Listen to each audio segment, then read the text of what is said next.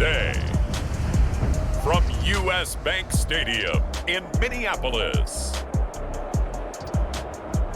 it's Week 1 of the NFL preseason on EA Sports.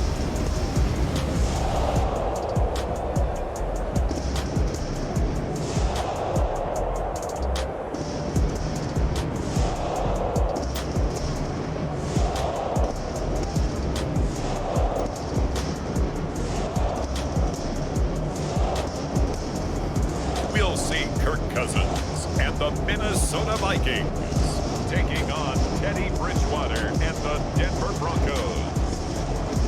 A very warm day outside by Minnesota standards, but then again, it is still summer. Either way, the AC is working just fine at U.S. Bank Stadium in the Twin Cities.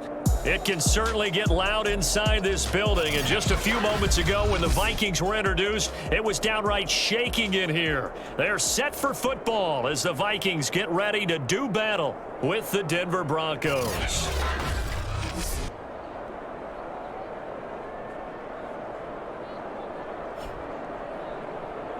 Along with Charles Davis, I'm Brandon Gaudin, and we finally made it, partner, through the winter, through the spring, now into the summer, and football finally back. And during that time off, we all cherish our vacation time.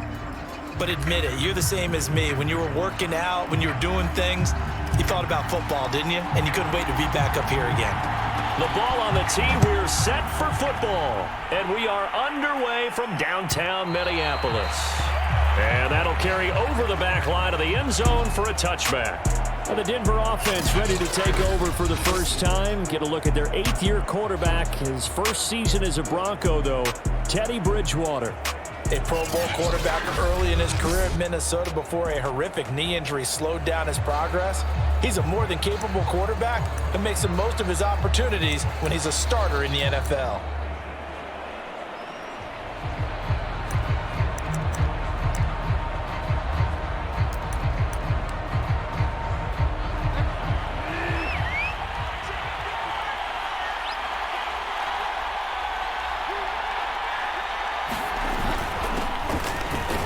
They will get 4 yards here on the first down run, and that'll make it 2nd and 6.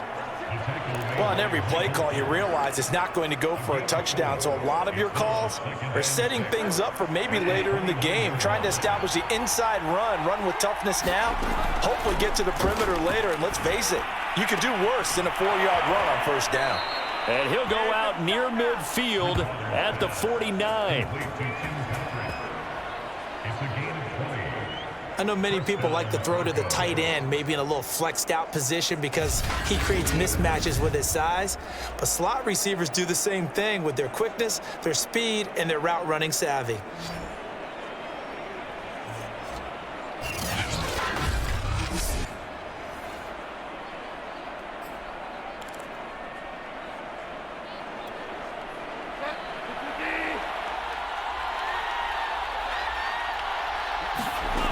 First down throw for Bridgewater.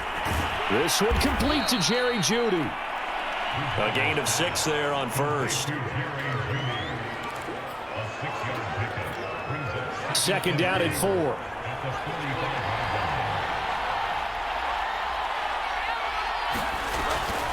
Bridgewater now for Gordon on the draw.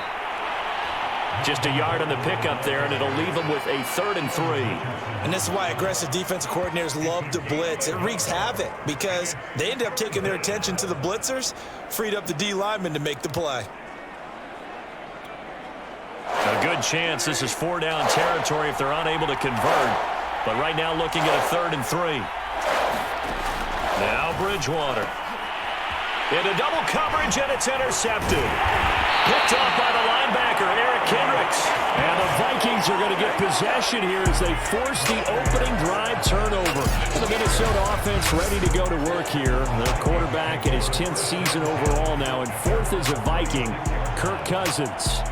Not bad for a 4th-round draft pick. Well over 100 career starts now. And the chemistry with his top targets, really on point. They spend a lot of time in practice and after practice making sure the routes are run well, and he knows exactly where they're going to be on the field. And when they get open, he delivers. Cousins and the Vikings with a 1st and 10 at their 36-yard line. They'll try and start this drive in the air. Throw complete to Herndon. And a 6-yard gain gets him right around the 43. Nice rhythm throw there on 1st down. He located his tight end, made it a nice easy pitch and catch. Hoping he can break a tackle or two. Wasn't able to do that there, but still good yardage. Line of scrimmage, the 43 on 2nd and 4. Now the first carry for Dalvin Cook. And he'll take this one across the 45 up to about the 46-yard line. Pretty good job defensively. Thought he was going to get it, but they knew where that marker was, and they stopped him just short of it. What it does is emphasize that strategic football and situational football is not just played on the offensive side, is it? Defense understanding, as you noted, where the 1st down marker was and making sure they didn't get there. They'll run it. Here's Cook. And he will have the 1st down as he's brought down up near midfield. Well, after an interception, last thing you want to do is go 3 and out, give the ball right back. They avoided that. Yeah, you definitely do not want to do that. I remember in college I played with a really big-time player on defense. We ended up getting an interception as we passed the offense coming out. He told him, if you don't take care of this football, you have to answer to me later. You definitely want to take care of it, pick up 1st downs.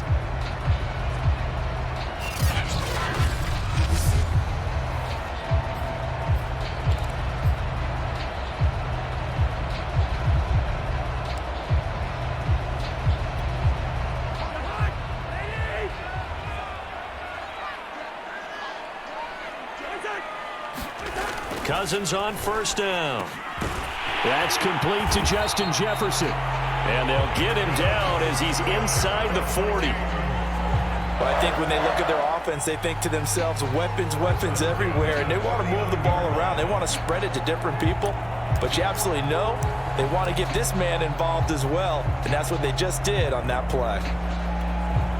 So from the 39 now, they'll come up on a 1st and 10.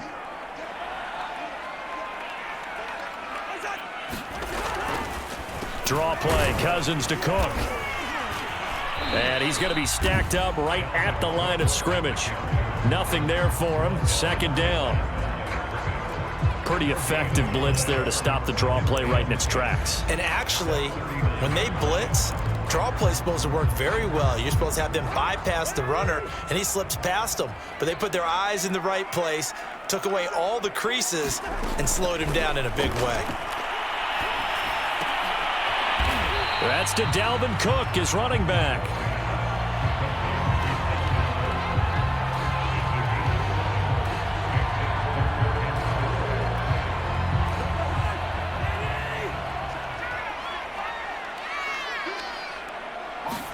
Here's Cousins.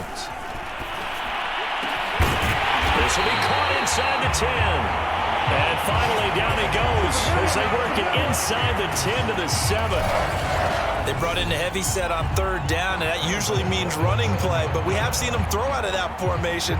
And sure enough, they snuck the tight end out on that one. Wound up hitting him for a 1st down.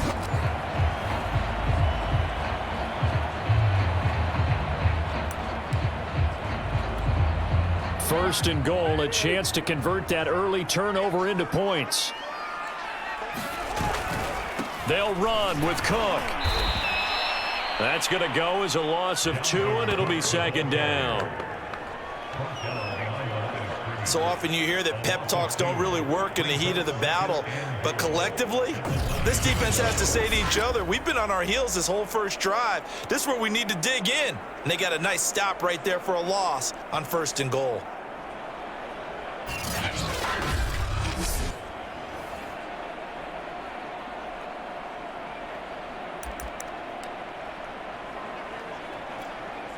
Now from the 9, here's 2nd and goal. Play fake, Cousins. And a dangerous throw there as that's knocked down and incomplete. It's been a good opening drive offensively thus far, but you know they don't want to waste it and settle for a field goal attempt after that incompletion. So this is a big play coming up here on 3rd down. Big play coming here. It's 3rd and goal.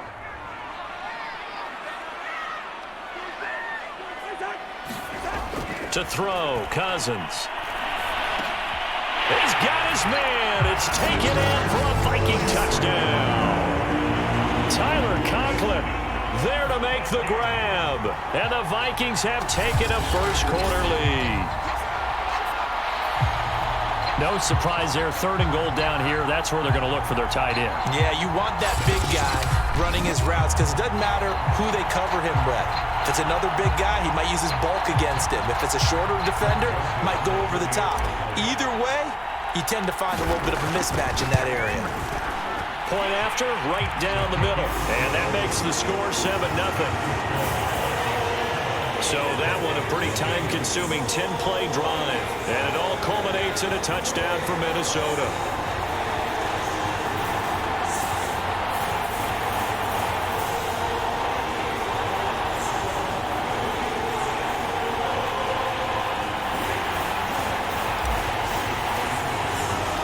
The kickoff unit is out on the field, and they will send this one away. And this will come out to the 25 as Hamler elects not to return it. Teddy Bridgewater and the Broncos ready to go on offense. And he'll look to rebound from the early interception that led to 6 points the other way. And when he threw the interception and he had to come to the sideline, I'll guarantee his first thought wasn't about the interception itself, but what could result. And I know he was thinking to himself, come on, defense, bail me out. Well, they weren't able to in this situation. Now he's got to go out and atone for it himself, but he can't force things. Escaping the pressure right.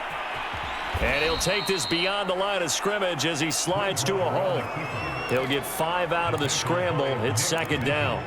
Now, how about that play? He took a possible negative and turned it into positive yardage and slid down to avoid taking a big shot.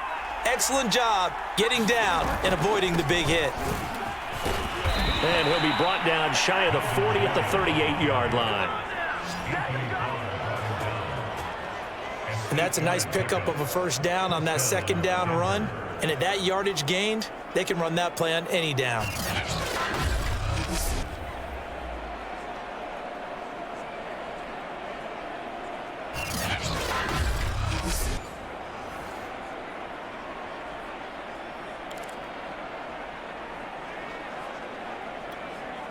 So following the run by Gordon, here's 1st and 10.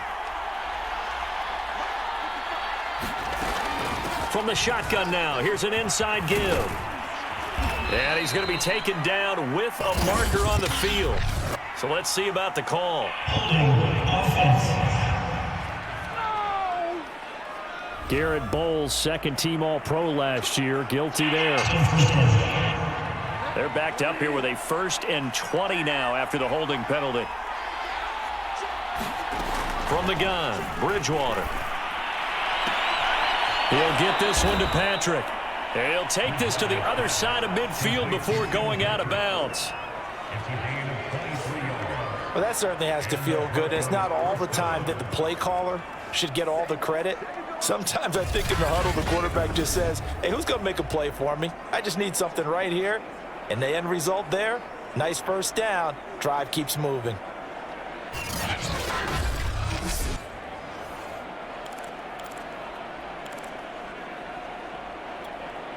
From Viking territory now, they'll come up 1st and 10 at the 49-yard line. Now a handoff. This is Gordon. And he'll maneuver his way forward for about 4. 2nd and 6. Well, at the end of all that hitting and hollering, it was a 4-yard run, so the offense is going to go back to huddle and feel pretty good about themselves. Defensively, you have to feel okay because you didn't let it turn into a bigger run, but the goal, shut it down for 2 yards or less. That's when you start to feel good about yourselves. Call it a gain of a yard, and it's going to bring up 3rd and 5. Brandon, we talk all the time about those hybrid players, guys who can do more than one thing, and I think if you're playing strong safety in the NFL today, you are a true hybrid. Part linebacker, part cover guy. And coming up, sticking his nose in the mess there and making a nice play defensively. And he will have a first down as they get him to the ground at the 37. As an unbiased observer, I think it would have been interesting to see what they would have done if they hadn't gotten the first down there. But since they did, I guess the point is moot. Yeah, they were right there in that middle ground, field goal range, punt, go for it. But as you said, they picked it up.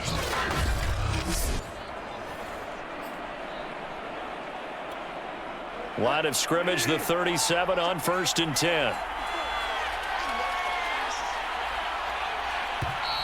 And movement by one of the Broncos up front, and in comes the flag. And that'll be accepted, of course, and that moves him back 5.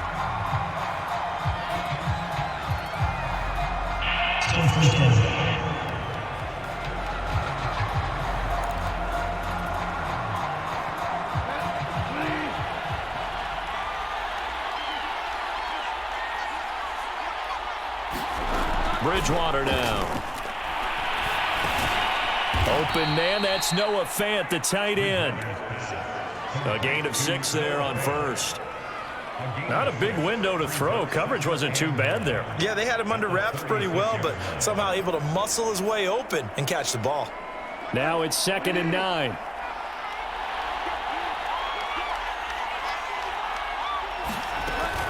Back to the ground now with Gordon. Trying to bounce it outside, but he's only able to get it back to the line of scrimmage. No gain on the play there, so that doesn't help. Now they're looking up at a 3rd and 9 situation.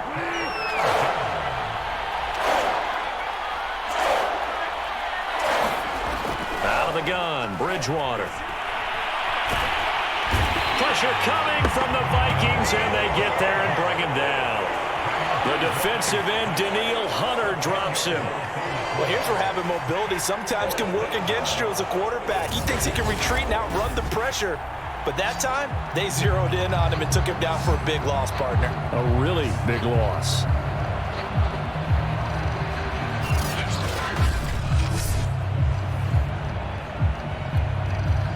On 4th down, Sam Martin is on to punt for the Broncos.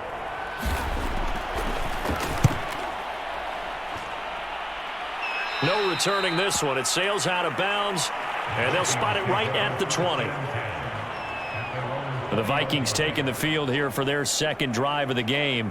Now they'll be looking to duplicate the efforts of drive number 1 that resulted in 7 points in the 7-zip lead. Well, you know how much I enjoy horse racing, right? Looks like they caught a flyer out of the gate, as they would say when you're running the big-time races. Means they get out to a fast start. They're setting the pace, making the other team chase now.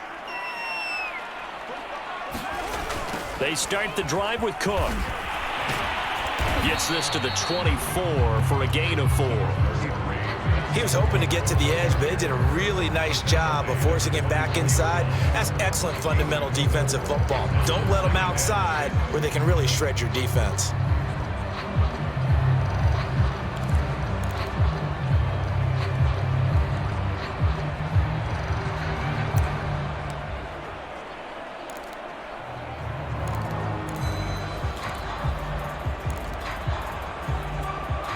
Following the pickup of 4, here's 2nd and 6.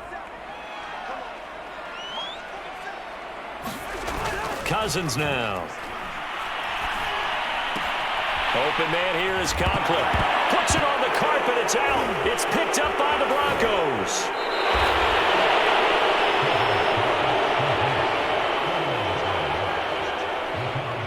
No coach or team's ever happy when someone has a turnover, but if there's ever a good time to do it, Preseason. Yeah, right now. You know that to come regular season, he's going to be ready to go, and maybe he'll remember, yeah, I don't want to do this when it comes time for the games to count.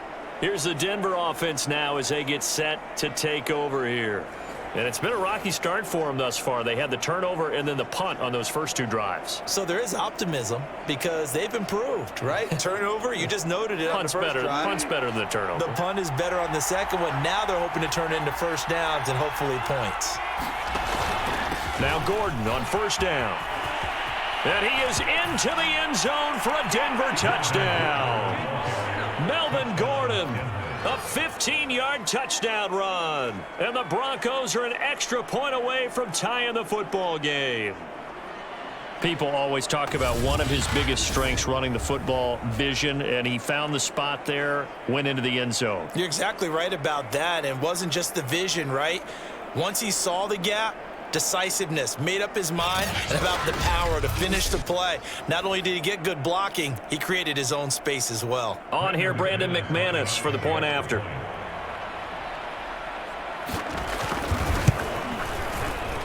It's up and good. So these teams match touchdowns here in the first quarter, and we're tied 7-7. A nice, tidy little drive there, getting the ball in excellent field position, and only one play to score it.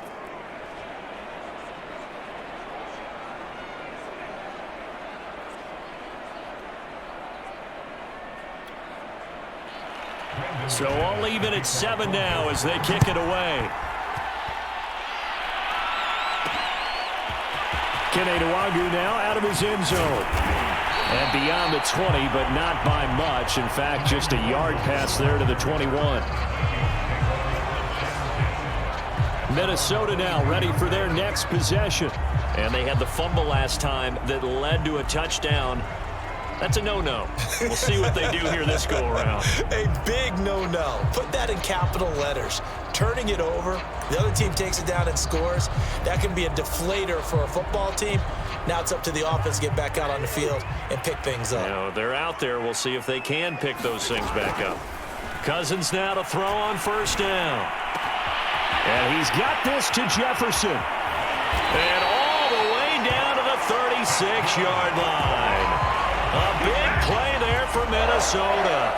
That was awfully nice. Hit him in stride, and off he went. It was almost like the ball hitting him was like him receiving a baton, and he was running the anchor leg in a relay race.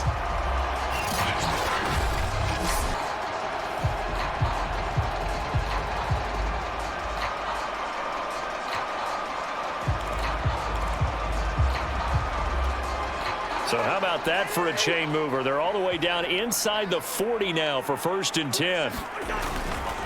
Cousins gives way to Cook. And he'll maneuver his way forward for about 4. 2nd and 6. The passing game's been working quite well so far, but the running game's been a little bit of a struggle. That's a surprise to me. Typically, when you can throw it, you've opened up lanes for your runners.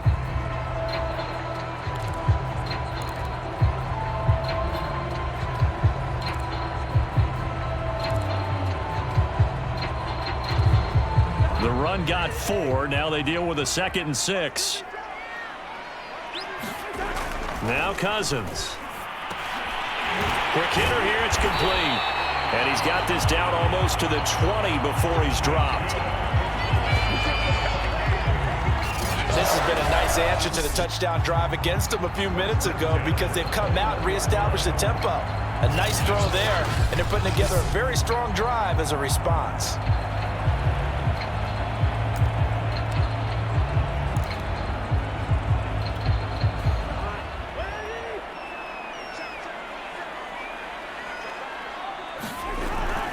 First down, here's the run with Cook. And he's going to get this one down inside the 15. 7 yards on the pickup there, and it'll leave him with a 2nd and 3. Pretty effective run there, and now they can start to smell that end zone. Pound the rock. Make sure you use your O-line to set the tone of dominance and physicality, and pound the rock.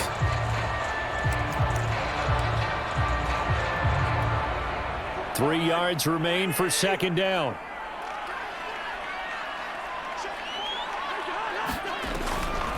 Now Cook, he's got it off the draw. And this time he's not going anywhere. They'll get him down right at the line of scrimmage. Calling no gain that time as it's going to leave him with a 3rd and about 3 to go. The running lanes have definitely not been there for him here in the first half, and I don't think it's all been his fault. His offensive line hasn't given him much space. A loss results there.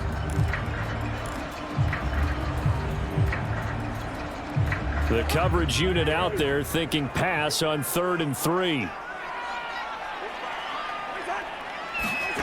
Cousins to throw it. Eluding the pressure right. And this pass broken up. Excellent coverage there on 3rd down as that was not an easy one to hold on to. And I think they'd be well served to take that type of a physical approach against him the rest of the game. He's had his way so far, but on that last one, that worked quite well for the defense. Joseph's got it. And they take the lead here now at 10-7.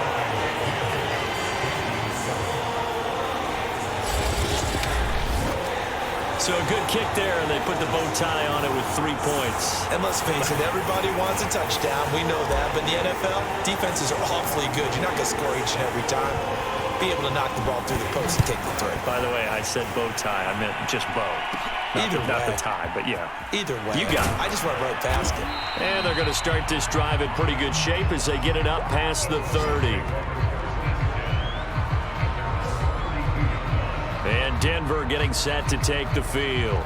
And for them, a touchdown their last go-around. Obviously, they'll be hoping to do that again. And when you start plotting for this drive, when you start thinking to yourself, okay, what are we going to do? You don't go away from what you did before because that worked, but you have to be prepared for wrinkles and counters because you know they'll make some adjustments.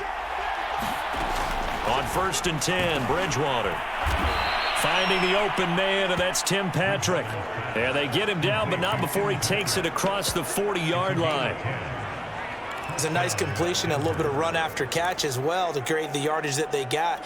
But it is so tough to cover that route, the drag route, because they run it at varying speeds. Because the key is to create hesitancy on the defender's part. Always so empathetic for those DBs, aren't you? And he's going to be brought down on what will be the final play of this first quarter. 10-7 our score after one right here on EA Sports.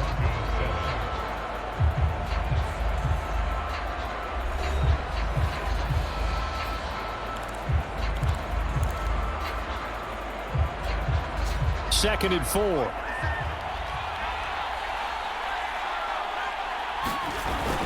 They stay on the ground. This time it's Williams. And nowhere really to go there. He'll take this up just shy of midfield. Just not a whole lot of room to operate there on that carry. No, not at all. They did a really nice job staying in their proper places and not allowing any lanes to open up. The Broncos on 3rd down. Just 1 for 3 thus far.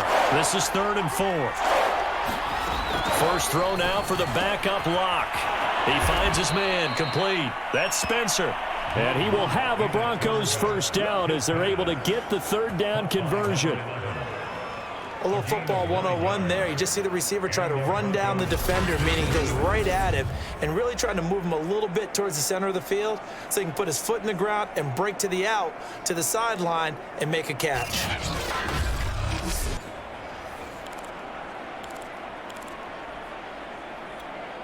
From Viking territory now, they'll come up 1st and 10 at the 42-yard line. To throw in his lock. Firing quickly here, and that's complete. This will be stopped about 2 yards shy of the marker. 8-yard gain, 2nd and 2. 2nd and 2. Nothing fancy on first down, but a very consistent type of a play. Hit that slant. A lot of people call it an extension of the running game, and it can be if that pass is completed, because you hit a guy on the run like that, you often can go for big yardage. Sets him up nicely for 2nd down, staying ahead of schedule. 2nd and 2 is prime time for a little bit of a gamble, isn't it? Open up the playbook, go play action, toss that bad boy deep. But in this situation, go ahead and give it to your back. Let him pick up a first down, keep the sticks moving. And he'll work this forward for about 3 at 2nd down.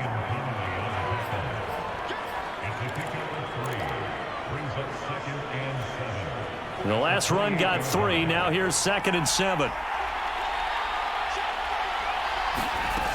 Locke working out of the gun. And that'll fall incomplete. He was hit just as he let that go. And now it's 3rd down. Well, to me, there was no question about the intent there, and I think he was a little fortunate that the penalty flag didn't come out for grounding. But he'll get away with it and get another shot on 3rd down. They'll set up the screen. This is Williams. And he will have a first down at about the 21-yard line. Well, they've certainly done a nice job spreading the ball around on this drive. This time he gets it out to his back, and it's another nice play and another first down. They've got the defense on their heels a little bit. They're reacting instead of being aggressive and making plays.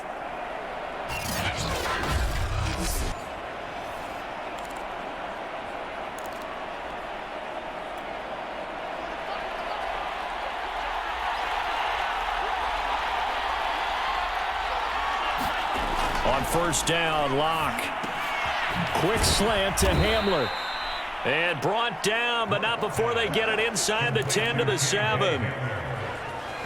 That was a nicely run slant route, and what the receiver's trying to do is make the defender think he's going upfield for a deeper route, and then breaks it off, usually after about 3 to 4 steps, and cuts towards the middle of the field. And now what he's trying to do is use his body to keep the defender. And he's going to be taken down, sacked back around the 18-yard line.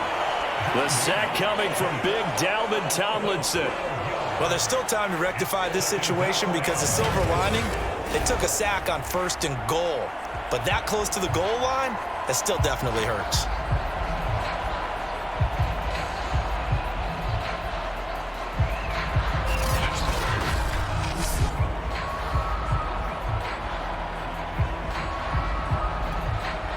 First down, a bit of a disaster, and now on 2nd and goal, back even further. Now Locke.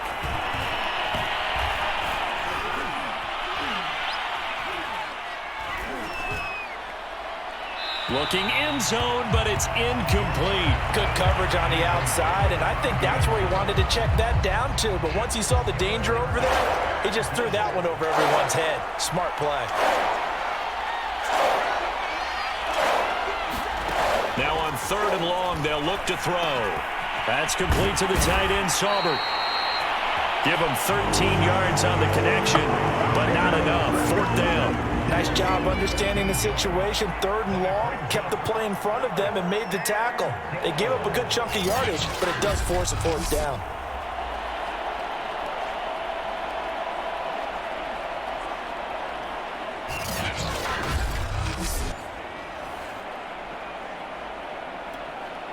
So now Drew Lock gives way to Brandon McManus. From the right hash here, should be an easy one. And McManus able to put it through, and that will knot us up at 10.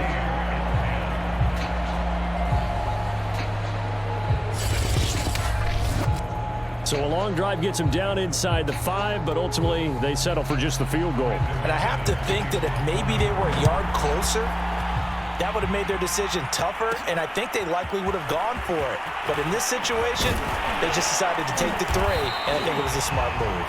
And he'll be tackled just shy of the 25.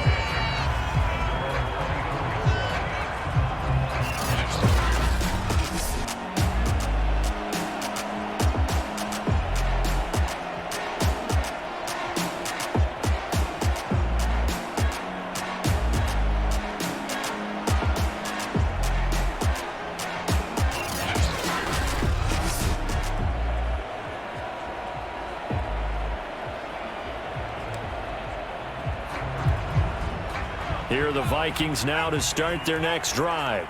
Their drive last time, it stalled out. They were forced to take the short field goal. And the key phrase, you nailed it. Forced to, because you know coaches look at these short field goals as a last resort, right? To them, that's not how drives are supposed to end. You're supposed to put 6 on the board. That's a consolation prize, like going to the county fair. You don't get the big stuffed animal on that one, do you? No, you don't go top shelf. That's bottom shelf material. After the pickup of 5, here's 2nd and 5. Looking to throw. Flushed out right. That's caught by the tight end, Irv Smith Jr. Looked like the defense put pretty good pressure on him, but he's able to flush out to his right to try and evade people. On the run, had to get on his horse. Still accurately throws a nice pass for a 1st down. So from the 36 now, 1st and 10.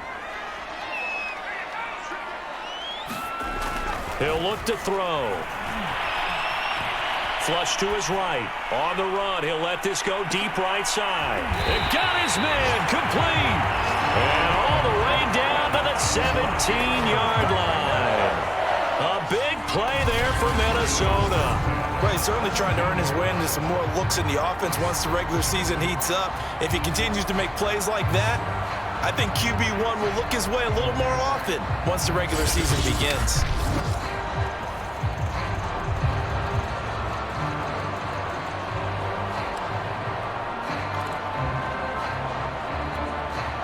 So the big play means just like that, they'll operate from the red zone now on first down. On the handoff, it's Madison.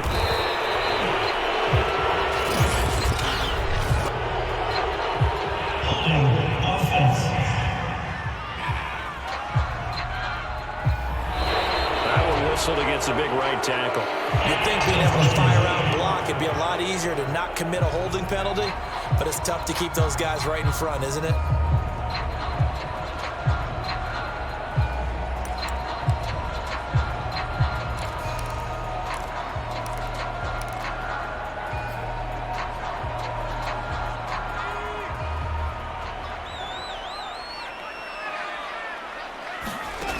They'll set up a throw. Escaping the pressure right. To the right side and complete to Jefferson. 7 yards, the pickup there. It's a game of matchups, and that's why you take your receivers and move them around a bunch, especially your best guys. And when they work out of the slot, you often hear the coaches talk about how great it is because it gives you a two-way go. You can break out or you can break in. That makes it hard to defend.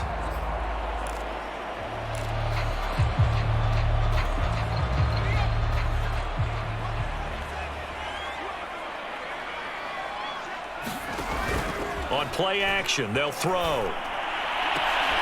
To the goal line, but it's incomplete.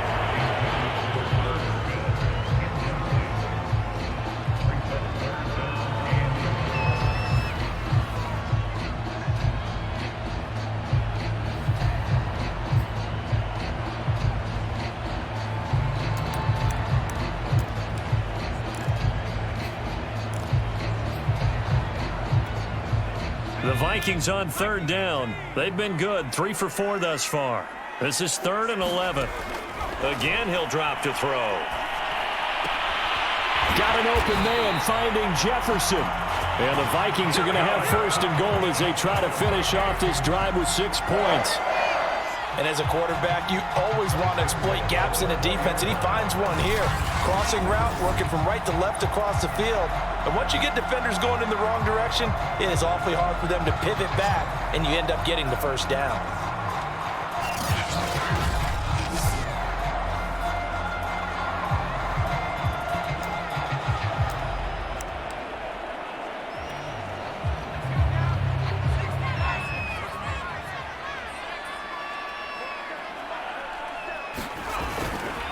Madison. And he will take this one into the end zone for a Viking touchdown. Alexander Madison taking it in from 4 yards out. And the Vikings are going to take the lead. So it was the passing game that got him down here, but closer to the goal line, it's the running game that gets him home. Certainly appears that they lulled the defense into thinking that the passing game was going to be it the entire drive. Nice change up there going to the running game to get them over the goal line. Joseph on for the extra point.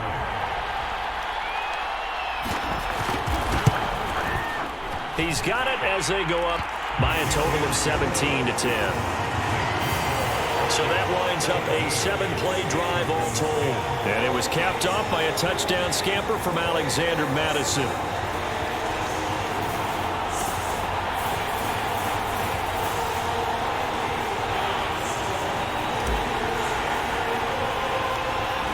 Out is the kickoff unit as they run up and send this one away. Pulls it in at the 13. And they're going to start this drive in pretty good shape as they get it up past the 30. Denver's offense ready to go again. And last time they got 3 points, but it was a chip shot field goal. And when you go to the sideline after a chip shot field goal, maybe the offense not too happy. It's a balancing act, isn't it? Because you're exactly right. They're none too pleased that they didn't punch it in for 6 points. But they also have to remember they did put points on the board. 3 points is 3 points. And in this league, you take points when you can get them. Not easily done. They begin the drive with Williams. And he'll manage to pick up about 4 at 2nd down. They'd love to just strike back with a touchdown right here. And if it's a long play, so be it. But the main goal, Get a couple of first downs, run some plays, run some clock, allow their defense to get a chance to catch their breath, settle down, and relax a little bit after they just gave up a score. Over the middle, and it's incomplete. A lot of times it's that first read that you have. Maybe you get it in pre-snap, and he locked in on his target, but he was covered quite well, and that one's incomplete. From the gun on third down, Locke. And that is incomplete. That could be the stop this defense needed to get them back on track. They've been pretty well dissected by the offense here in the first half. After that possession, now they know that they can compete with this offense. Here's Sam Martin now, as he'll kick it away for the second time. And he'll get credit for putting him inside the 20 as the fair catch is made right at about the 19-yard line. A 40-yard punt, no return. And the Vikings will take over here, 1st and 10. And now out comes Minnesota. Last time they were out here, they had the benefit of good field position, led to a touchdown. This time, they're going to have to work for it. They are, but with that last drive that culminated in a touchdown, I think they carry that confidence into this one. Doesn't matter where you start with the football now, they have to feel great about their opportunity. They'll start on the ground with Madison.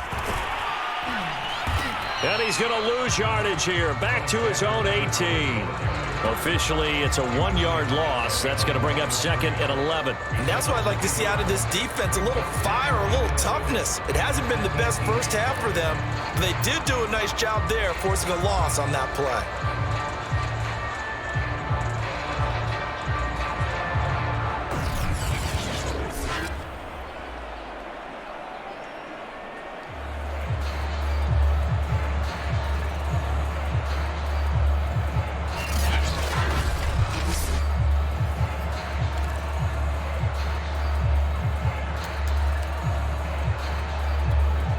After the loss to start out, here's 2nd and 11.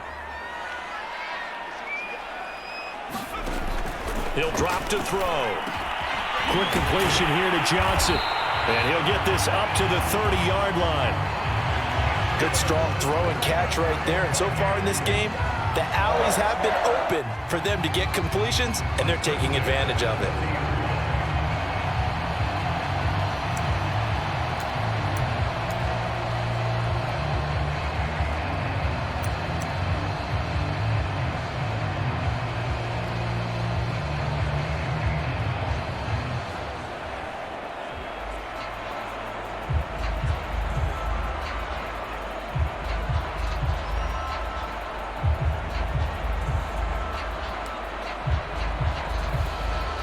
So 1st and 10 now from the 30.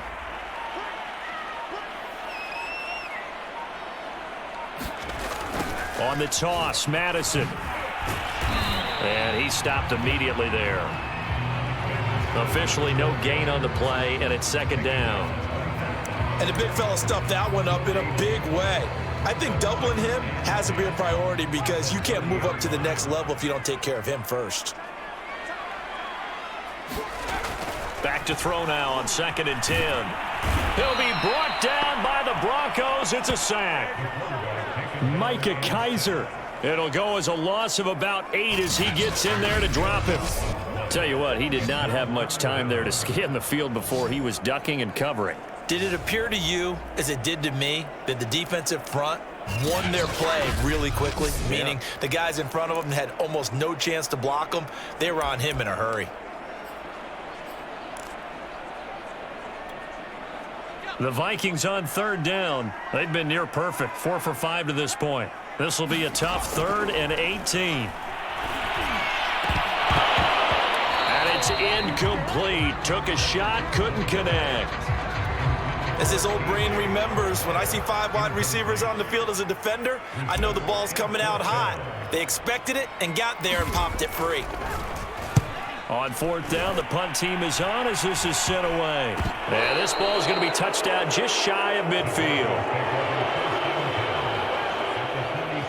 Javonte Williams and the rest of the Bronco offense back out onto the field. He's just been looking for some space. I'm not going to pin it on him or the offensive line, but they need to get this run game going better. Sometimes you just have to credit the defense. They came in with a plan themselves. So I think now you try and mix things up a little bit. Get the ball in the hands of some other people, find some other playmakers, but always let the defense believe that he's still a threat. I was going to say, don't forget about it. No, don't take him totally out of the game. And they'll get this just to the 47, 1-yard gain. I know the scouting report on him is that he doesn't possess the eye discipline to be an elite linebacker. What that means is his ability to read, react, and make a play. But on that one, he looked like one of those guys.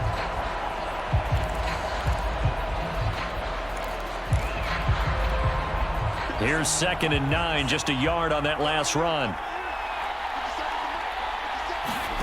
Here's Locke. He's got it to Williams. And he'll be out just a yard or two shy of the 30.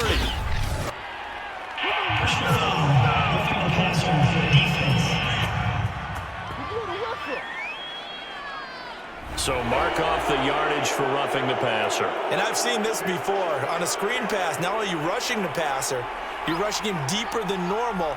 And I think a little frustration kicks in at the end. You're going to hit him anyway when you shouldn't. And he's brought down just outside of the 10 at the 11. 5 yards is the tally on first down. That brings up 2nd and 5. And there's a run to be happy with.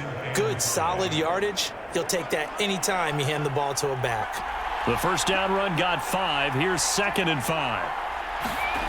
Clock now to throw. And he's got it. Touchdown, Broncos. An 11-yard touchdown. And the Broncos are an extra point away from tying the football game. And that's exactly what you're supposed to do with good field position. You make the other side pay when you don't have far to go for the score.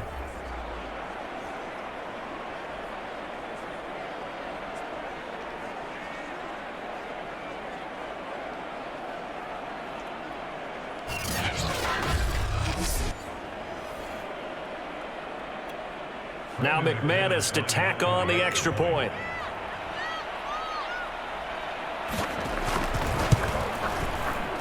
And he gets it to go, and we're all even, 17 apiece.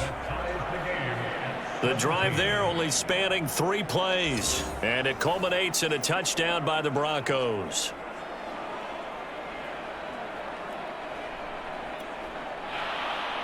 (17-17) the score, all even to this point as the kick's away. From the end zone is Smith-Marset. And he'll be stopped right around where he would have been had he gone down to a knee, maybe a yard shy of there at the 24. Now the Minnesota offense set to take over again. And on the last go-around, they really couldn't get anything going. They had to punt from deep inside their own territory, which means you're going to lose the field position battle as a general rule. What they're looking for now is a little more consistency, move the ball at least a few times on offense, get a couple of first downs, and hopefully flip the field. Yeah, just something to build off of. That's what they're looking for here. A nice-looking play to start the drive down the middle and complete. And that's good for a pickup of 10 yards. And that'll bring up a second and just about a few inches here.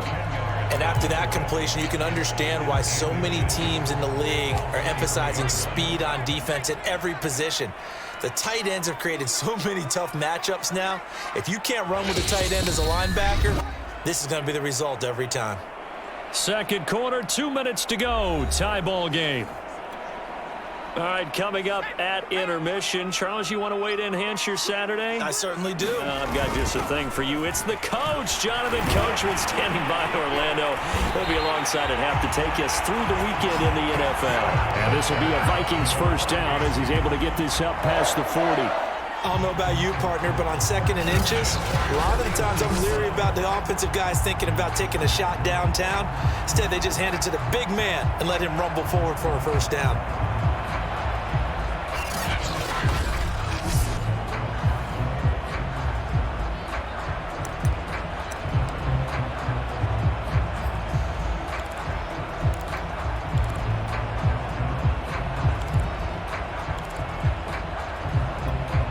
Back-to-back good plays have him on the move on first down. Off the play fake, he'll look to throw. Here's Johnson with a reception. And they'll get this well past midfield before being stopped just before the 35. The goal for any offense versus his own defense, find the holes where guys are available and put the ball on the receiver before any defender can step up and fill it. They did it well there. Perfectly executed crossing route.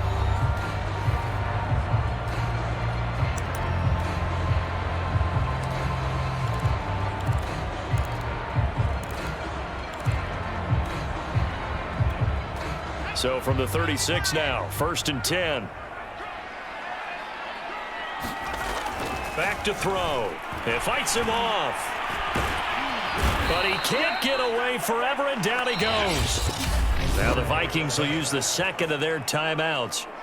So that means they're down to 1 remaining here as we head toward halftime.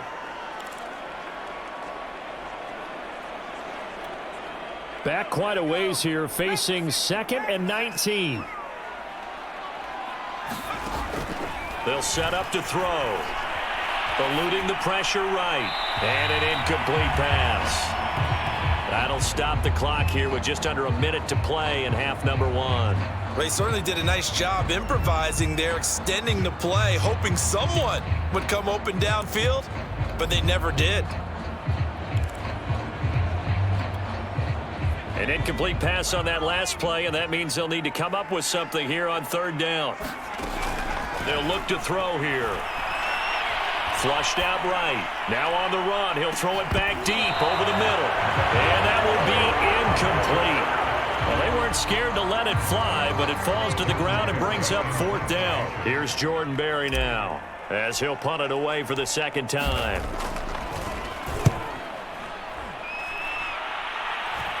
And this will carry out of bounds. Where are they going to spot it now? At about the 18-yard line, it looks like. The Broncos going to go on offense now late in this first half.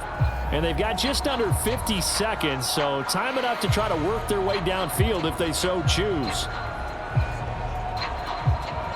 So from inside the 20, here's 1st and 10 at the 18. Throwing now is Locke. Well, this is caught by Williams. And he's going to lose yardage here back to the 14-yard line. But despite the completion, they're going to wind up losing 3 there. 2nd down. Heck of a play there to get to him quickly and get him down for a loss. I think they did a really nice job getting ready for this game, scouting, watching film, and understanding defensively what the play design was.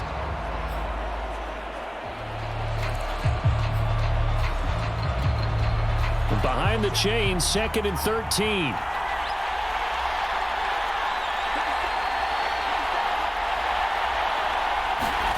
A final shot before half for Locke. Open man Hamler, that's complete. And he gets it here to right around the 24 before he's out of bounds. So we have reached halftime in our first preseason matchup of the year. As we'll head down to Orlando, that's where we find our man Jonathan Coachman at our EA Sports Halftime Report. Coach. Okay, Brandon, thank you very much. Back to you guys in just a minute as we've started the countdown to opening night. Remember, the preseason has shrunk from 4 games down to 3. So just 2 more weeks of preseason action follow this, and then we get it all started on the first Thursday after Labor Day. In our game, at the very least, you can't say it's not competitive. All tied up at halftime. And for the call of the second half, we get you back out to Brandon Gott. Probably not likely to see many starters in the second half as we get back at it underway in this preseason opener. Taking it about the 1. And he returns this to the 22.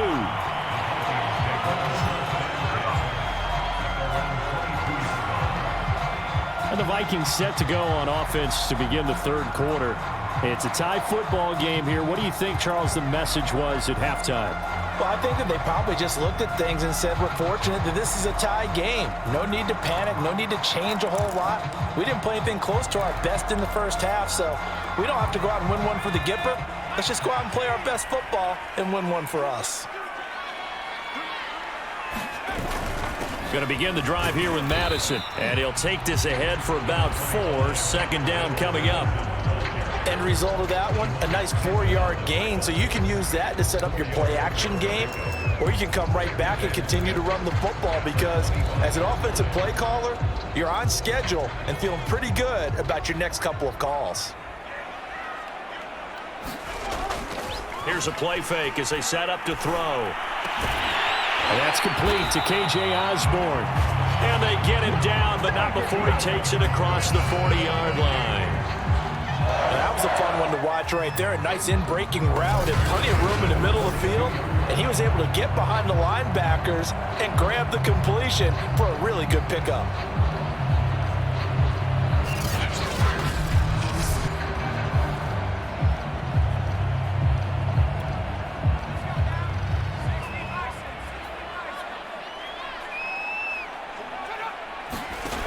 Now on first down, he'll drop to throw it. And they'll get him down after a pickup of 8, 2nd and 2. You can see the time and effort and thought that they put into their passing game because it was evident right there. It looks like a simple pitch and catch, but you and I both know that they have planned for this and worked hard to make it happen.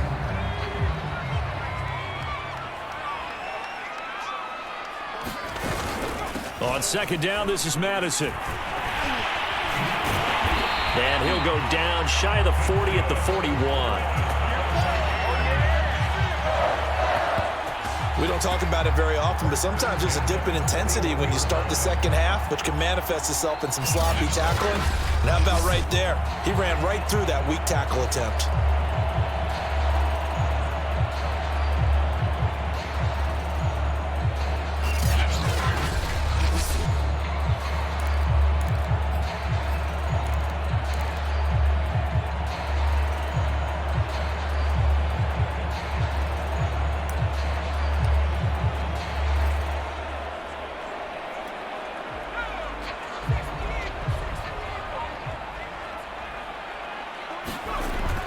To throw now on first down. He'll get this underneath to Madison. And he's taken down inside the 30. One of my old teammates called me the other day when he was watching the game. He's like, man, trying to watch an NFL game and trying to account for their passing game, that's difficult. And just when you think you get everything covered, here comes a back out of the backfield. And in this case, he picks up a first down.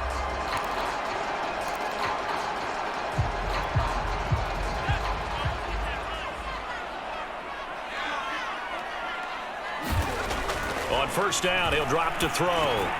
Johnson with a completion over the middle. And he's brought down, but not before he reaches the 8-yard line. Quarterbacks love slant routes because the receivers are breaking right into their line of vision, and receivers love them as well because they're getting the ball on the move and able to catch it and try and get upfield and gain additional yardage.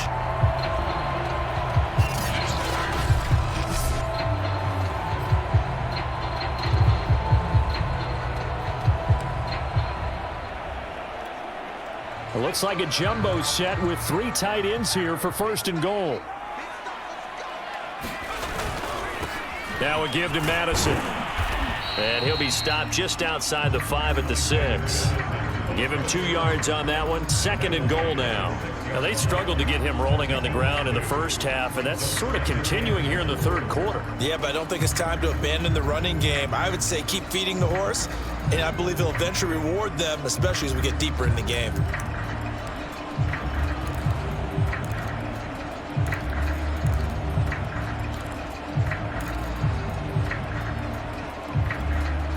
The 6-yard line, the line of scrimmage on 2nd and goal. The play-action fake. They'll look to throw. And that is caught. But he will come down out of bounds, says the side judge. Incomplete.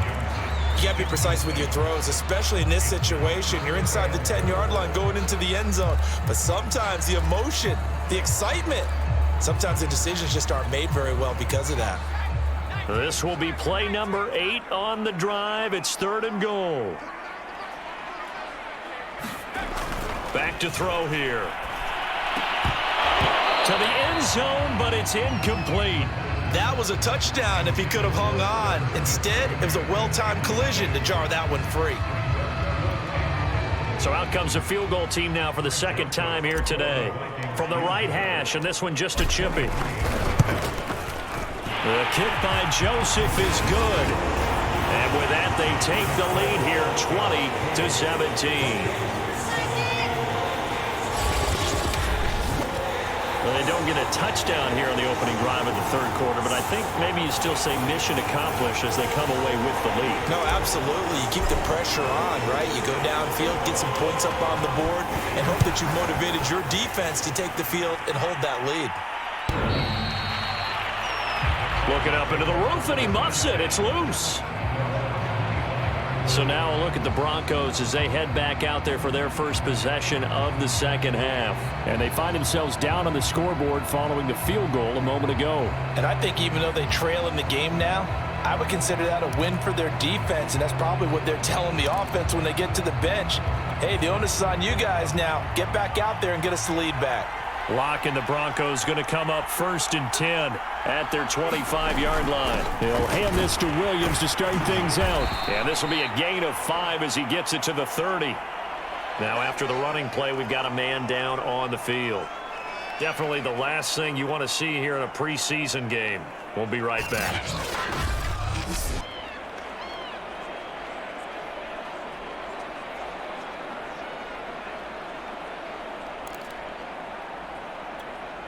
Second and 5.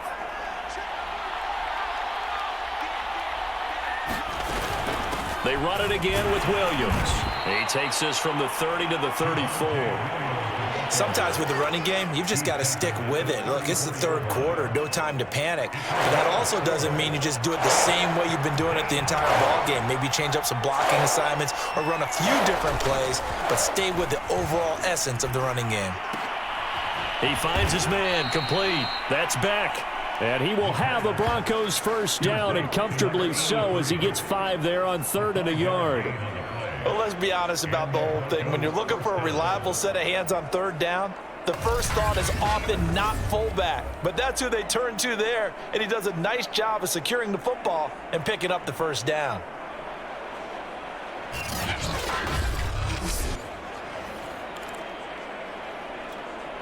So from the 39 now, they'll come up on a 1st and 10. Now a 10th carry. Here's Williams. Strong run, but he's corralled just beyond the 40. Chaz Surratt there to bring him down.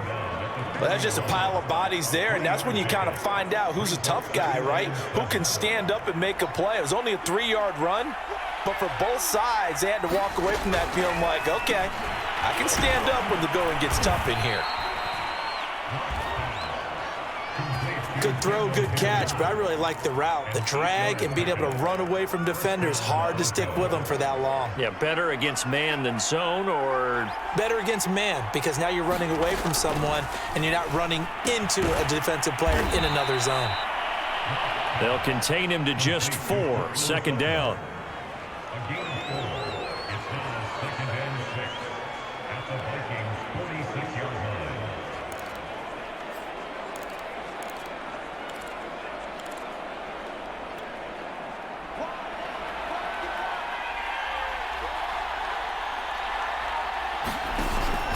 They go back to the ground with Williams.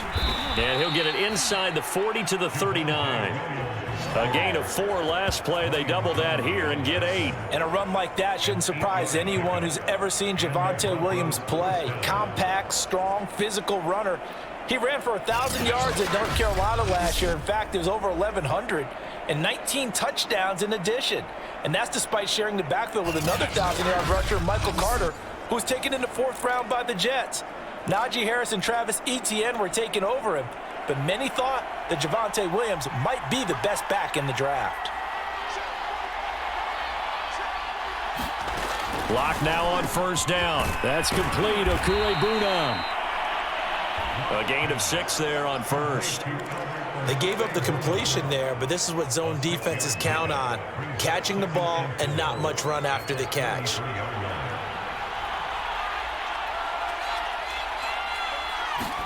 To throw again on 2nd down. Lock. He'll get that complete to Alberto. And this is going to turn into another first down as the tackle is made at the Vikings 19.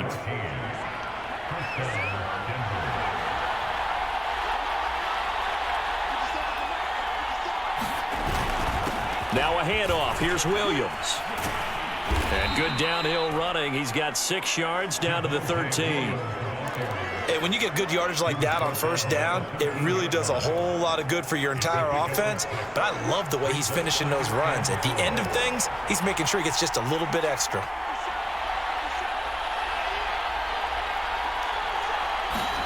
On second down and 4. Lock. And a quick throw here. That's complete. That throw good for only a couple. It brings up third down.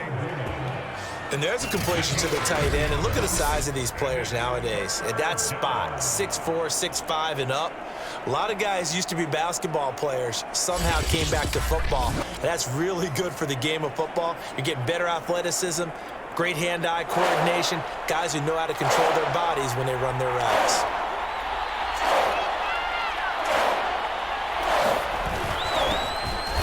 And he won't be close to a first down as he runs into a wall right around the line of scrimmage. Call it no gain there, and it leads to a 4th down. Defensively, we always know that he is tough in run support, and I think the way that he gets there is he understands what an offense is going to do before the ball's even snapped. A great job of scouting prior to the game, then reading, reacting, and taking the right path to the ball carrier. Vic Fangio, an old-school coach, but he's going to go for it here on 4th. Here we go with Williams. And he is not going anywhere. They stop him for no gain. He needed 2. He barely got back to the line of scrimmage. And the Vikings defense is going to get the football back. And you wonder, Charles, could that decision come back to haunt them later? And it really could, because in this situation, you kick the field goal in a tight game like this, that's a good play. Yeah. But maybe what he's saying to himself is, I'm just not a big proponent of the old idea that any possession that ends in a kick I'm happy with. He wanted to be really aggressive. A little twist here in the 3rd quarter. They'll come out throwing here on first down. Flush to his right. Completing it to the right side, Johnson. And they can't bring him down. And he takes it down deep into enemy territory. A big play there on the catch and run. The thing that hurt on that play, the missed tackle, that allowed the extra yardage. It's a matchup game in the NFL. You get the guy that you want isolated, have him miss a tackle, and off you go.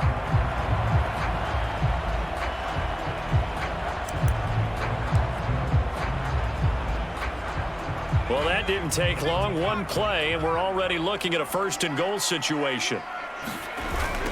Here's a give to Madison running right. And the second wave of tacklers is going to get him as they stop him behind the line. It's a loss of a yard there, and it's 2nd down. Well, it's apparent the defense understands the situation. They have to keep them out of the end zone here. That's a great start by them. A loss on that play. Can they force them into a field goal attempt and still give their offense an opportunity?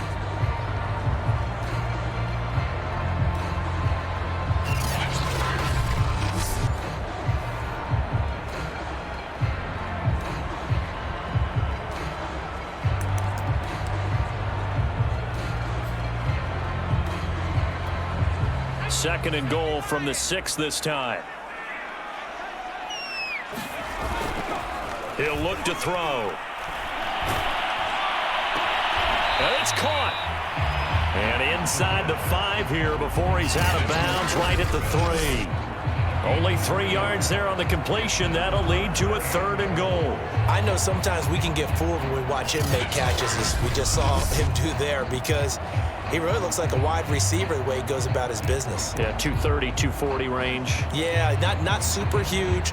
Maybe not counted on to be that inline point-of-attack blocker that we used to have in the good old days.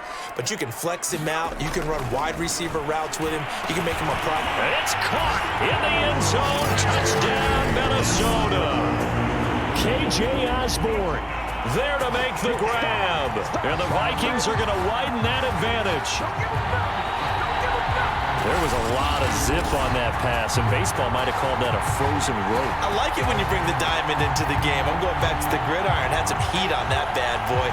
Sometimes you throw a down pass, and sometimes you throw, what, a touchdown strike? There you go. That's my man, in concert. Joseph now to have the PAT.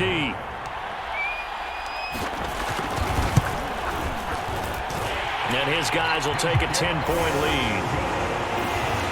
Just a 4-play drive that time. And it's polished off by a Viking score.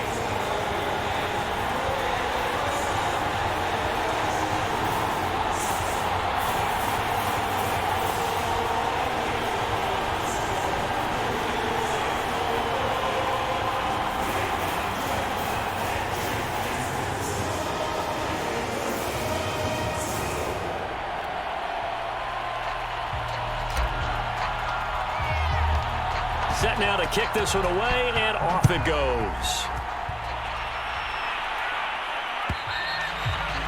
And this will be a touchback as that sails over the end line. Now this Broncos offensive unit ready to head back out onto the field. And last time this unit was out here, costly turnover, and then that turned into 6 points. They've got to make amends. And how many times have we sat in meetings with coaches and they use the term complementary football? Offense take care of the defense, defense take care of the offense. That didn't happen on the last possession. This is a chance for them to pick themselves back up and help their team. Yeah, we'll see if they can recoup and recover.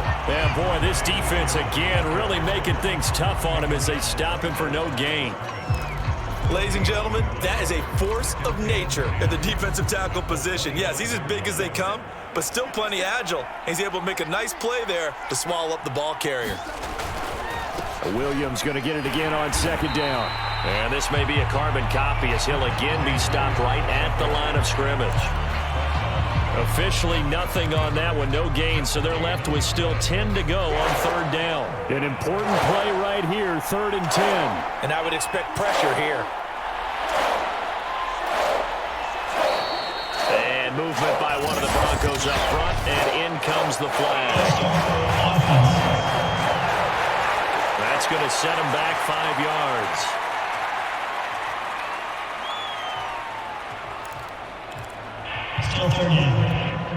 This third down just got even more difficult. 3rd down and 15 after the false start.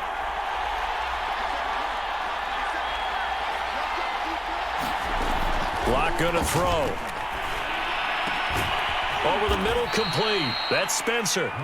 And he will have a Broncos first down as they're able to get the 3rd down conversion.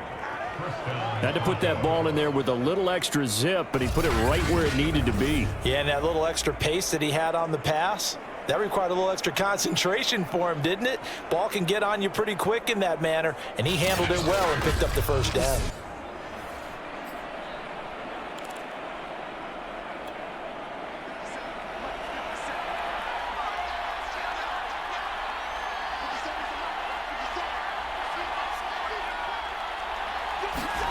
Block now on first down. And that is incomplete. He couldn't hold on through the contact. Brings up 2nd down. Here's 2nd and 10.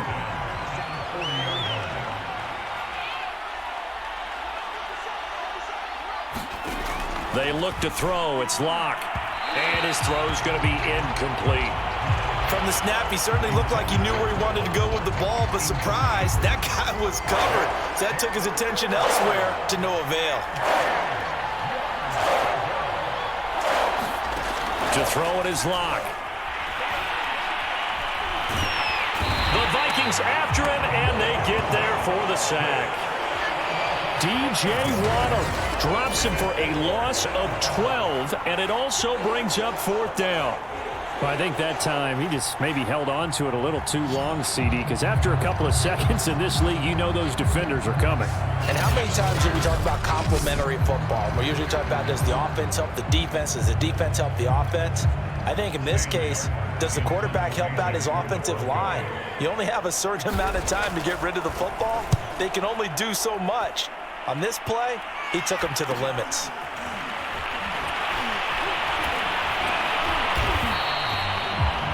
It's a 43-yard punt, a return of 5, and the offense will take over with a new set of downs. Here he is, the man taking the snaps under center, heading out for the next possession. He's been pretty solid, pretty consistent, just the one touchdown pass, but I think he's managed the game well, no? I would agree with you, and that's what you're looking for out of your field leader, making sure that you're playing well and not making any big mistakes. Oftentimes, that's how you're judged. How big a mistake and when it occurs. No interception so far. They'll like that. I just want you to know that you agreeing with me, that's going to get me through this third and fourth quarter. Are you touched? He's patting his heart, boys and girls. He's touched. Respect. Oh, I like that right there. Not only was it the right play, throwing it away like that, frankly, I think it was the only play. Yeah, got outside of the pocket, realized he had nothing, just chucked it free. Yeah, live to fight another down, right? They'll run it with Madison. And he's brought down at the 34. Call it a gain of 4. He continues to struggle to find a crease to break off a big one and might need to just put that aside and just try and ram his way forward and get what he can. A couple of extra defensive backs in the ball game here on 3rd and 6. They're going to look to throw. And that is incomplete. They went with the dime look that time on defense, just flooded the field with defensive backs, blanketed everyone, took away all the passing angles, thus the incompletion. Here's Jordan Berry now as he's on to punt for Minnesota.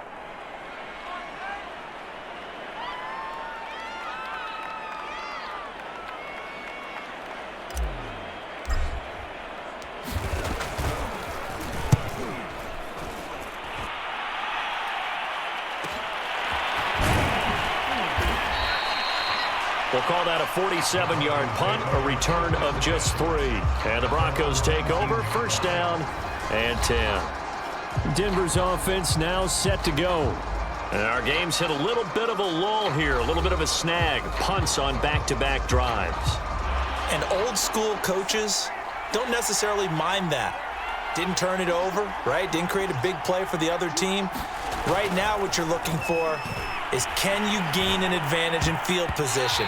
And that's what both teams are seeking right now. Yeah, they'll be seeking to gain that advantage here on this drive. And that's a nice job there because you've got to play the ball, not the man when in coverage. That'll keep you away from a lot of needless penalties, and he's able to knock that one away. To throw again on second down. Locke. Oh, he dropped it. They were looking for him in the middle third. He couldn't catch it. Now third down.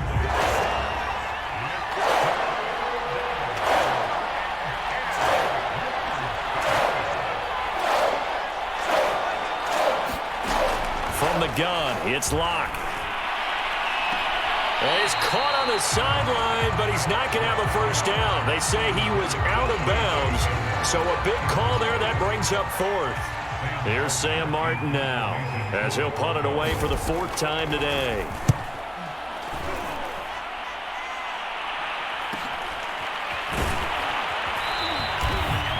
So a change of possession here on the punt. And out will come the offense as they take over. Minnesota's offense takes over possession. This crew had to punt last time they had the ball, but when you've got a lead like this, you content to play the field position game? You are to an extent, especially if you like your defense, because you have the lead, you've been controlling the game. But why put them in a tougher spot? You want to get out there and get something done on offense and maybe take command of this game yourself. Good starting field position for the Vikings as they have it 1st and 10 at their 36-yard line. They'll try and start this drive in the air. Got his man complete over the middle. It's Johnson. A gain of 6 there on first.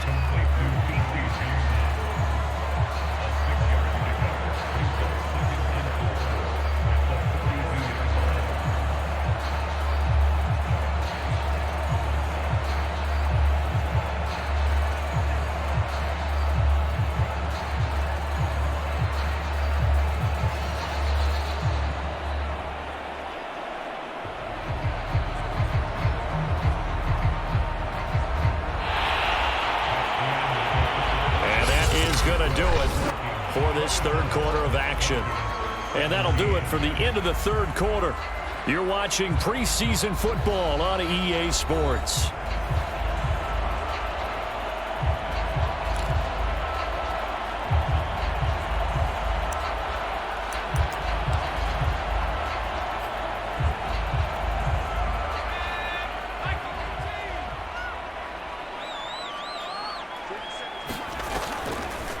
Draw play, Madison. And his rough afternoon continues. He's going nowhere again. Call it no gain that time as it's going to leave him with a third and about 3 to go. No luck whatsoever there on the draw. Yeah, they're supposed to use their aggressiveness against them. That was the hope. But maybe they had too big of a meal last night. A half step slow, and he ends up running right into the meat of the defense. The Vikings on third down. They've hit on half of them, 5 for 10. Here it's 3rd and 3. They'll look to throw. And this pass broken up. And the contact well-timed there, and now 4th down. He did a fine job there of not hitting it before the ball arrived, and I've got to tell you, you can often mistime that play because of the angles of approach. When you're going to get him, sometimes you panic as well and think, I've got to be there right now. Instead, in this case, timed it perfectly and knocked it free. Here's Jordan Berry now as he's on to punt for Minnesota.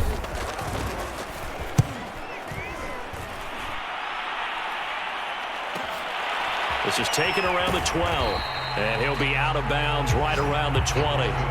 It's a 42-yard punt, but 8 on the return, and possession will switch hands, 1st and 10. And the football going back over to the Denver Broncos. Their defense was able to force the punt. That's the good news, but this is still a 2-score game, and they need points on this drive and in a relatively quick manner. On 1st and 10, here's Locke. He's going to float this one deep right side. He's got a man complete. And all the way home for a Broncos score. A big play there.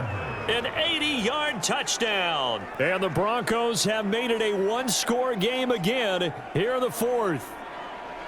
No, we're not cheering. No, we're not rooting, but I am excited about this, and I know you are too. We got a ball game again after that big-time strike. Big-time strike, and you are right. Don't go anywhere yet. This thing's not done.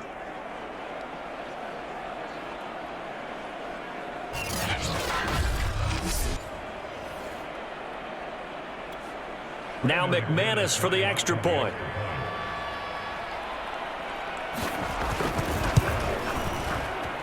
And the lead is down to a field goal now.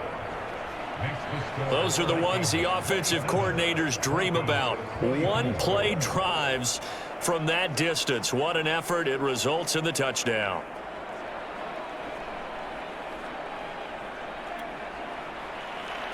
After the touchdown, here's McManus now to kick it away. From the end zone is Smith-Marset. And they'll get him down right at the 25-yard line, so the same result, and he opted for the touchback. And the Vikings now heading onto the field. Their lead back down to 1 score after the touchdown a moment ago. First down's a must on this drive as they start out here 1st and 10.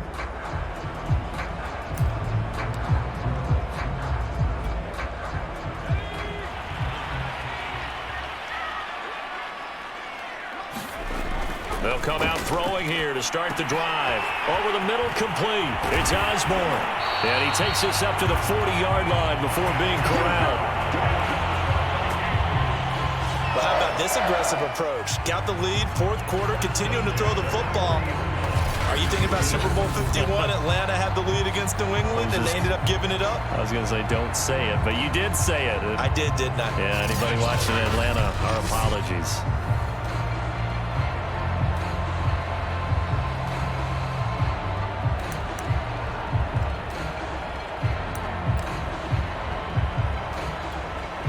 So quickly all the way up at the 40-yard line.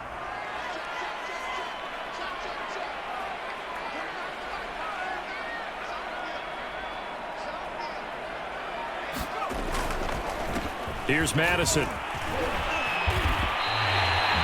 A Solid run on first down. Gain of 7 leaves him with a 2nd and 3. If you can keep getting gains like that, Charles, with the lead here in the fourth quarter, I mean, keep running it, right? No doubt about it, but what the offense coordinator has to do is understand they're going to continue to stack the line of scrimmage. What runs do you have in your arsenal that'll work against a stacked box and continue to move the ball? So they'll come up after the gain of 7 on a 2nd and 3.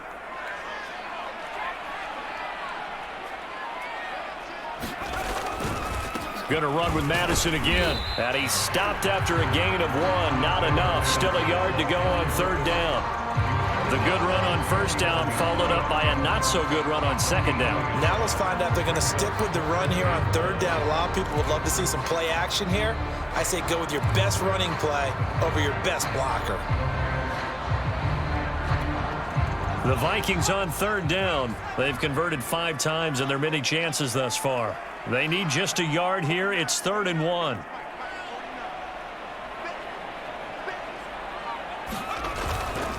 Now back to throw. Well, they would have gotten the conversion if he could hold on. Instead, the drop means it'll be 4th down. Oh, man, for him to be that wide open and drop it, sometimes you have just too much time on your hands, right? You end up thinking way too much, and your hands get shaky. And yes, he's a tight end, but that's a catch he should have made. And that one hits a little too close to the goal line, and it continues into the end zone for a touchback. The Bronco offense now set to come back out onto the field. And you sense the tide turning. They scored, then their defense forced the punt, and now a chance to ultimately take the lead here late. Locke and the Broncos going to come up 1st and 10 at the 20. Throwing to start the drive. Locke throwing over the middle, and it's incomplete. I think he's got to be careful not to force anything into coverage right there. There weren't really any throwing lanes, but the best part for him, he's got 2nd and 3rd down to fall back on. To throw on 2nd and 10. Locke, he finds his man, complete. It's Spencer, and he's going to get this one across the 30-yard line. And here we are in the 4th quarter, partner, and watch them drive for what would be a go-ahead touchdown. And you and I both know this is where you need a quarterback who can keep his cool back there. Not just for himself, but to keep the rest of the team relaxed too. And that one going to be off target and incomplete. I think he's a little trigger happy right there, and it turned into an ill-advised throw into their zone. Well, we know he has confidence. He'll throw it any place, anytime, anywhere. That time it fell incomplete. An incomplete pass on 1st down. That leads to a 2nd and 10. Locke looks to throw it again. And his throw here's incomplete. That pass just a little bit off. It looked like maybe he tried to force it in there. Game speed, always different no matter what you do in practice. Can't simulate it, right? So your decision-making, everything has to be a little bit quicker. Sometimes it can throw you off until you adjust. And he's going to be taken down here still a couple yards short of the 1st. 8 yards on the screen there, not enough. And it'll be 4th down. That's a nice design there, but sometimes, though, you get so many blockers out ahead of you, they kind of slow you down and force you to adjust. You always appreciate guys trying to help you, but maybe one less there could have turned this into a bigger game.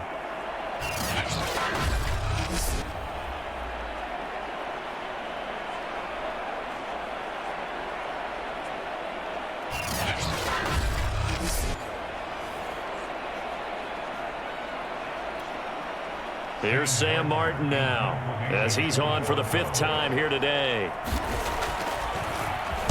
And he deserves a bronze leg as he gets this one away.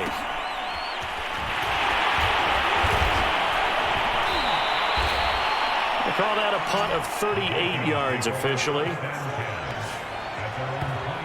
Minnesota now ready for their next possession. Their defense got the stop, forced the punt, and now you really start to monitor the clock as they nurse this slim lead.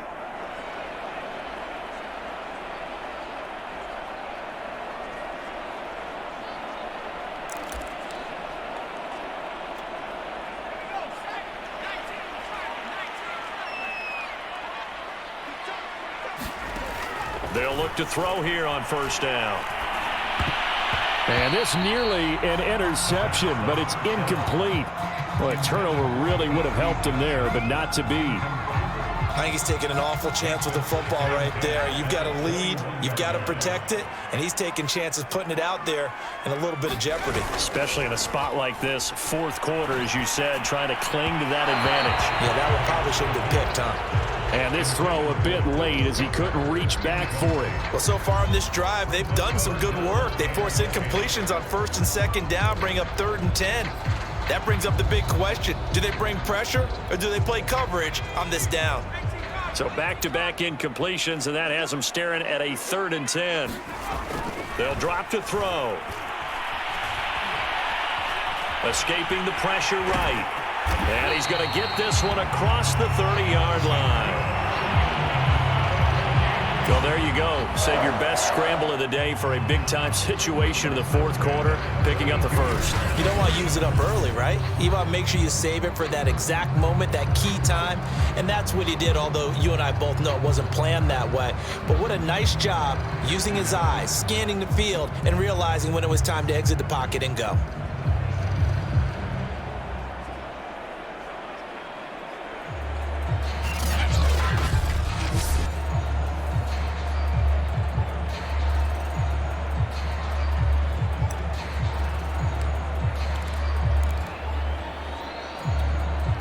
From the 32 now, here's 1st and 10. Going on the ground with Madison. And he'll get this up to about the 40. 43 yards rushing for him now to this point. And I'm guessing you'd say this is kind of the key here. Grind out some yardage, work on that clock, see if you can continue to tick it down. Definitely, you want to bleed things out at this point, right? Continue to possess the football, gain some yardage, and put the onus on the defense. Do they have to use timeouts? What are they going to do to stop you? You're taking charge. Here's Madison getting it again on 2nd. And he'll be brought down just shy of midfield at the 49-yard line. I know we're in the era of wide-open football, a lot of spread formations, more space, but there's still a spot for power football. We just saw some of it right there. How about that run? Yeah, breaking the tackle, and, you know, late in this game, he wants the football in his hands. He's had a good day.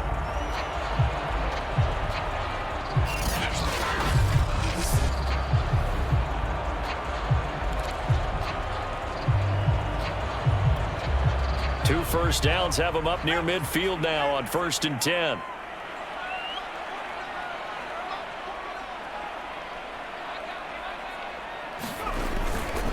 On the handoff, it's Madison. And able to break one tackle, but then quickly brought down. But a nice little gain. Give him 9 on the carry that time, and they're set up with a 2nd and 1. Well, partner, I know this type of running back. I mean, this size, this intensity usually gets better as the game goes on. I just tell you from experience, the first few quarters, oh, you're eager. You come running up there. I'm going to tackle this guy. By the fourth quarter, you're coming up and thinking about it. And D-line wearing down fourth quarter. Yeah, that's not a guy they want to see consistently. The last run got 9. That leaves him with 2nd and a yard. They'll run with Madison. And he'll fight forward maybe to the line of scrimmage, but that's all. Not enough there for a first. No gain, as a matter of fact. And it leaves them at 3rd and 1. Now, obviously, that's some good work there defensively, being able to stop them and bringing up a key 3rd down. But if you're on the offensive side of the ball, there's an opportunity, because I know what defensive guys are thinking right now. Just stop them, get to the ball. That means they might not be sound defensively. There could be some opportunities. And you said key 3rd down. Highlight that word. Put it in bold. Here we go. On 3rd and short, they'll try and pick it up through the air. And this is going to be another first down as they'll make the tackle at the Broncos 23. And that certainly appears to be a critical conversion right there, because not only do they keep the drive going, they take valuable time off the clock as well. They have to feel really good about that last completion.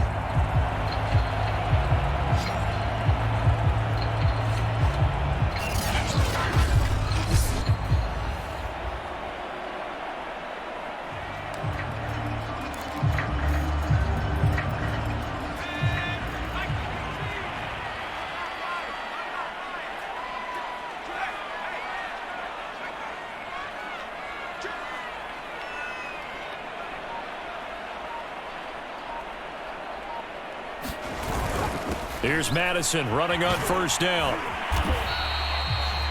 It's a 6-yard pickup, but it gets him to 2nd and 4. Good gain there on first down. It keeps him in a running situation probably. They did everything right on that play, didn't they? They got the leverage up front, good blocking, nice hole for him, ends up picking up nice yardage, stays in bounds to keep the clock rolling.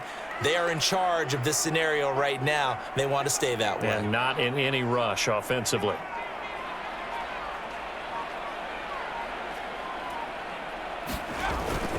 Here's Madison getting it again on 2nd. And he'll go down here at the 12-yard line.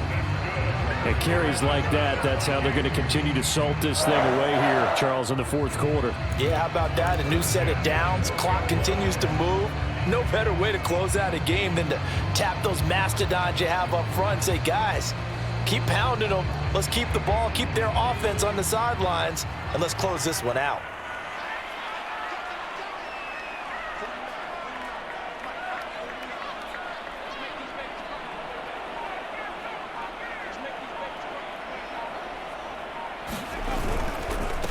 And he'll give it here to his running back.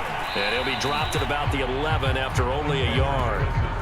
Well done to sniff that out defensively. He had it diagnosed pretty quickly. I love that description because diagnosed is perfect on that one. Read his keys, made the play, and he couldn't even get going moving the football.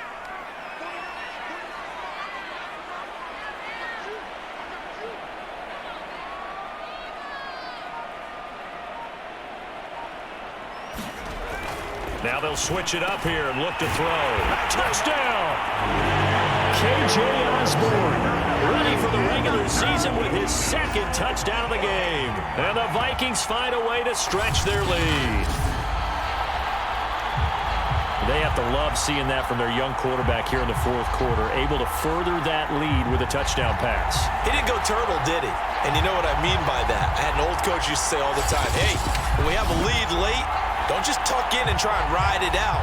Go out and play and extend the lead. And that's what he did. Joseph on for the extra point. And his guys will take a 10-point lead. That one in the books as a 12-play drive. And it all culminates in a touchdown for Minnesota.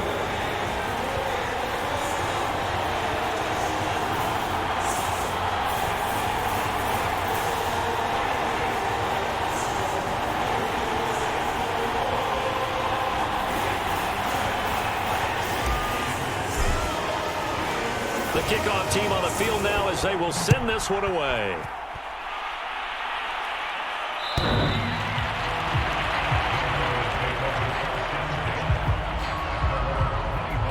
Set to take over, the Broncos offense trots back out.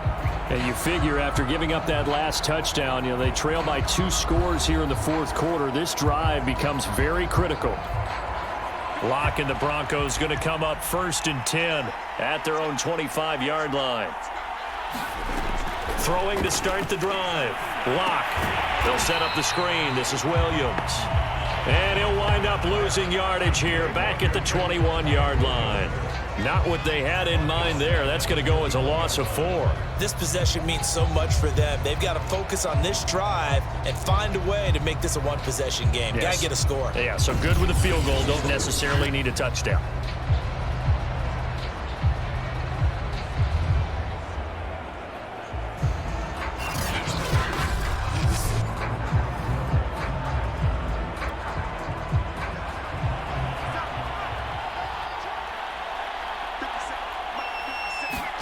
Throwing again on 2nd down. Lock. And this throw incomplete. Well, the defender all over him that time, but it's going to lead to 3rd down.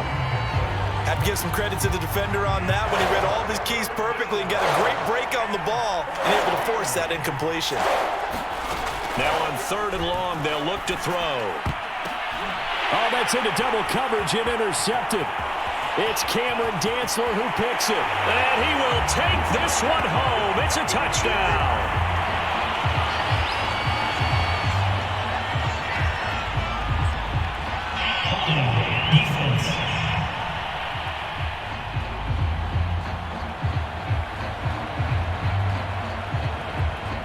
So they obviously declined that, and it is a touchdown. They still had the option, but let's face it. There's no option. There's no option when you score a touchdown. An easy call for them. Extra point splits the uprights, and that'll make this a 3-score game now. The lead moves to 17.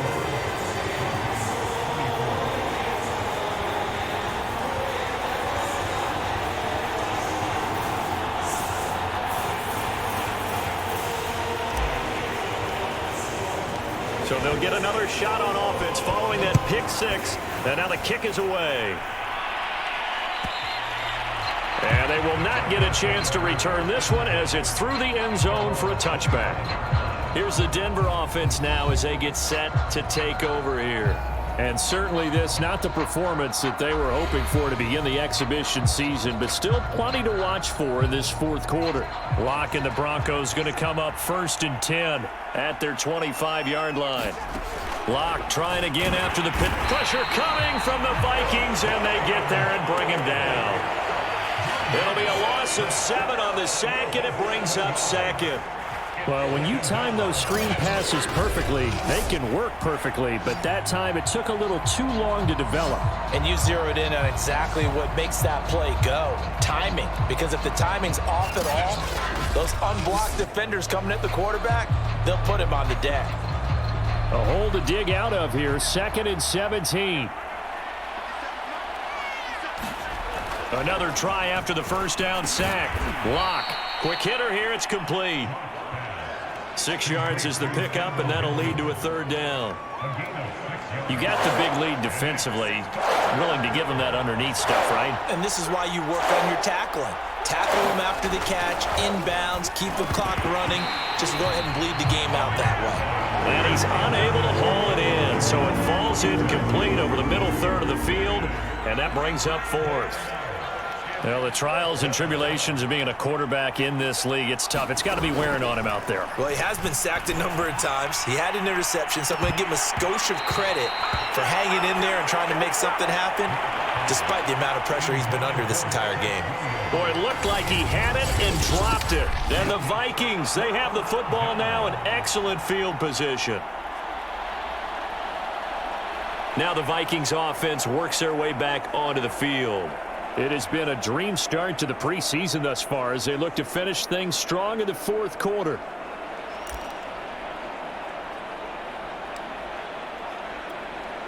And they'll come out with a 3 tight end look on the first play of the drive.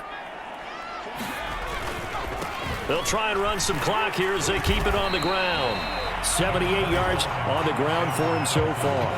Oh, that's one to warm the hearts of all those old school football players, isn't it? Tough, hard, gritty run, got behind his pads, bowled over a few people. Look at that one, right up the gut. So through 3 quarters, no reason to lighten up now.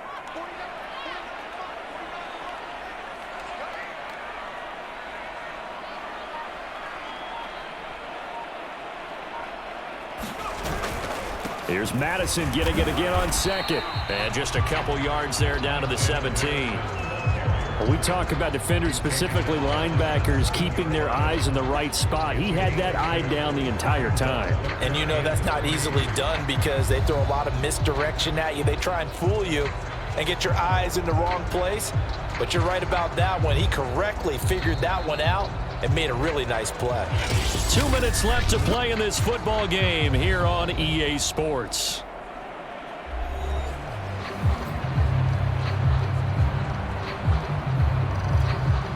So the Vikings in possession of the football as we get you reset.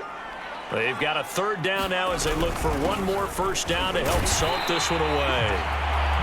And he will have a Vikings first down by a couple of yards as they're able to convert here on 3rd and 3. No doubt those are the types of carries they're looking for here, Charles. The lead in the fourth quarter. This is when coaches that have a reliable running game, they breathe a little easier on the sideline. Yeah, they love the idea that they can take the air out of the football at this point of the game. That means they're really counting on that offensive line, counting on the runners, taking care of the football. Because you're going to tell your quarterback, hey, no time to be a hero. We're not going to throw it here. Just eat up that clock. And if you have the ball, they can't score.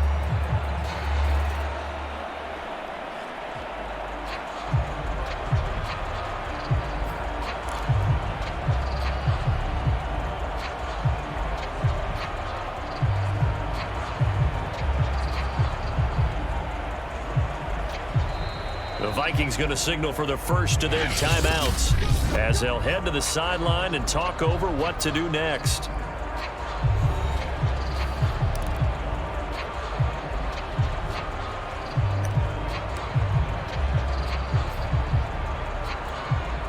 Not totally home free yet, but it's looking good as they come up 1st and 10. And they'll indeed take a knee.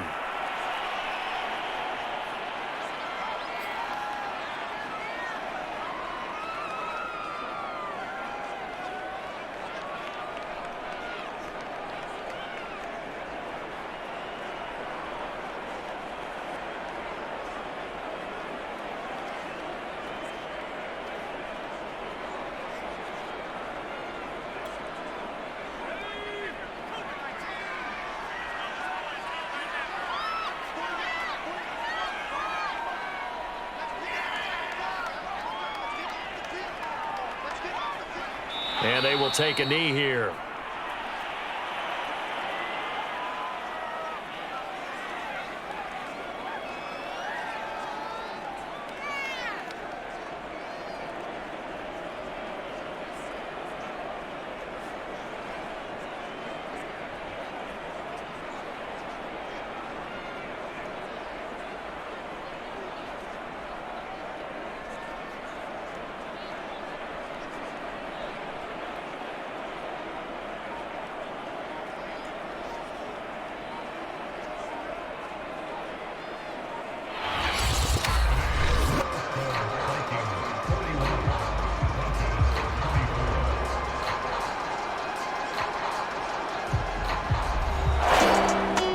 Charles, it's one thing to win. It's another thing to win and put up the amount of points that they did.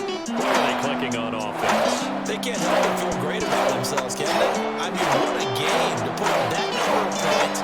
Continually feeling like moving the ball and things are working and clicking. They think that they can bottle this and carry it with them. And as an offensive coordinator, you just don't think you can do anything wrong. Whatever you call, run, pass, it's all going to work. That's called being in the zone. So that's a wrap for Charles Davis. I'm Brandon Gunn, and this has been a presentation of the NFL on EA Sports. For more, check us out at easports.com. It's a win for the Vikings as we say so long from Minneapolis.